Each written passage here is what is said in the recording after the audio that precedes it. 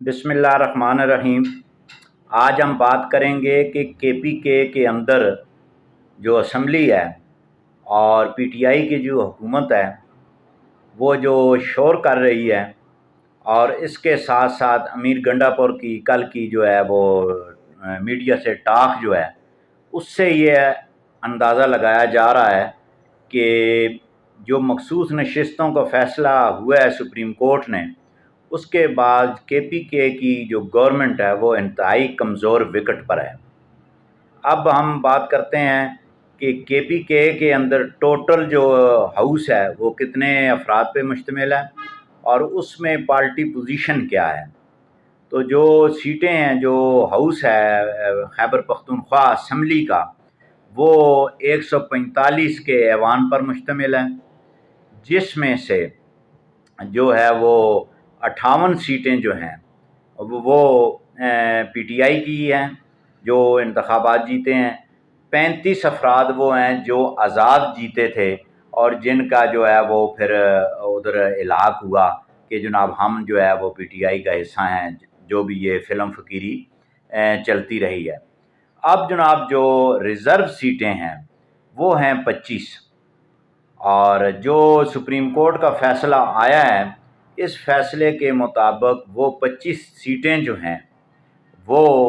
सुन्नी इत्तेहाद council को नहीं मिलेंगी और पीटीआई को नहीं मिलेंगी। ये फ़ैसला आ चुका है। अब ये 25 जो सीटें हैं, इसमें 21 ख़वातीन की हैं, 4 जो हैं वो अक़लीती कम्युनिटी की हैं। तो इस तौर पे ये 25 सीटें जो हैं, अब ये ऐसे महसूस हो रहा है कि ये अपोजिशन की तमाम जमातों को मिलेंगी। अब जो हुकूमत के पास जो इस वक्त जो मेंबरान की तादाद है, यानी कि गंडापुर के पास वो 93 हैं, और 93 इस तौर पे बनते हैं कि जो 58 तो उनके अपने हैं, 35 जो हैं वो मिला के ये 93 बनते हैं। अब जो दीगर जमातें हैं, जो सियासी जमातें हैं, उनकी तादाद जो है वो PMLN की जो है वो 9 MPA हैं, 9 जमीयत उलमा इस्लाम फजल रहमान की हैं, पीपल्स पार्टी की 5 हैं, और उसके बाद ANP और पीटीआई पार्लियामेंटेरियन जो पार्टी है उसकी 2-2 हैं। ये सीटें बन जाती हैं टोटल 27। अच्छा, ये जो 27 हैं ये अपोजिशन की हैं, और इसमें अगर हम जमा करते हैं 25 नशिस्तें जो रिज़र्व इनको मिलने वाली हैं तमाम सियासी जमातों को, तो ये जो है इसका जो टोटल हो जाएगा वो तकरीबन हो जाएगा जी 52। अच्छा, 52 जब ये हो जाएंगे 52 हो जाएंगी सीटें। जो 35 आज़ाद अरकान हैं वो अगर हुकूमत का साथ देते हैं फिर तो हुकूमत चलती रहेगी, क्योंकि 52 ये हैं और 93 वो हैं। और अगर वो 35 अफराद जो हैं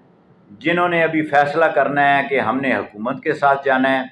या अपोजिशन के साथ जाना है, क्योंकि वो आज़ाद हैं और उन पे जो आइन का आर्टिकल 63A का भी अट्रैक्ट नहीं होता, क्योंकि वो आज़ाद हैं। तो अगर वो 35 के 35 अपोजिशन के साथ मिलते हैं तो ये जो तादाद है ये गालबन जो है ये 87 हो जाएगी, और जब ये 87 अफराद इकट्ठे हो जाएंगे तो फिर जो है वो गंडापुर की हुकूमत जो है फ़ारग हो जाएगी, क्योंकि हुकूमत बनाने के लिए 72 या 73 वोट दरकार होते हैं केपीके के अंदर हुकूमत बनाने के लिए, और इस तौर पे गंडापुर जो है वो चीखो पुकार कर रहा है।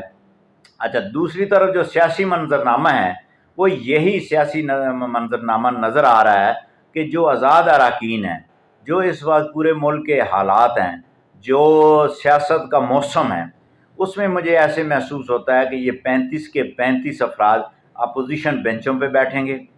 हुकूमत के साथ बैठेंगे,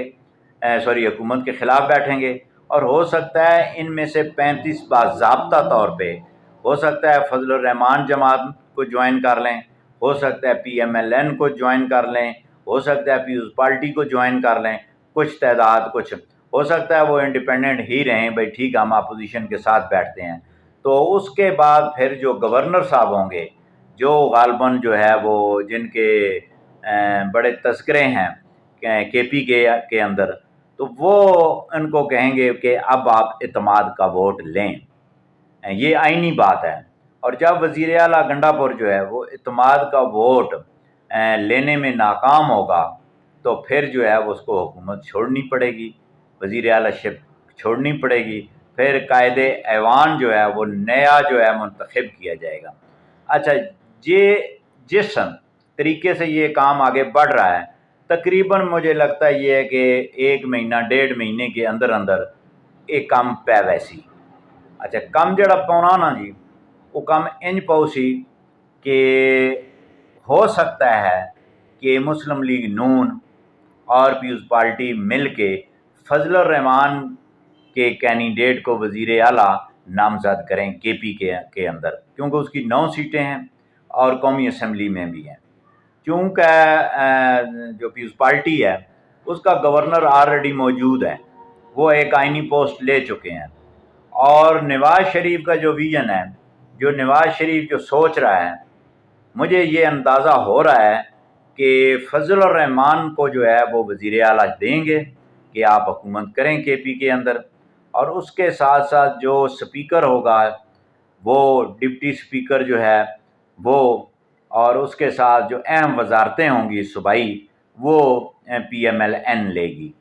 اور ان کو فضل الرحمان صاحب کو یہ کہا جائے گا کہ اب آپ مرکز میں جو قومی اسمبلی میں آپ کی نشستیں ہیں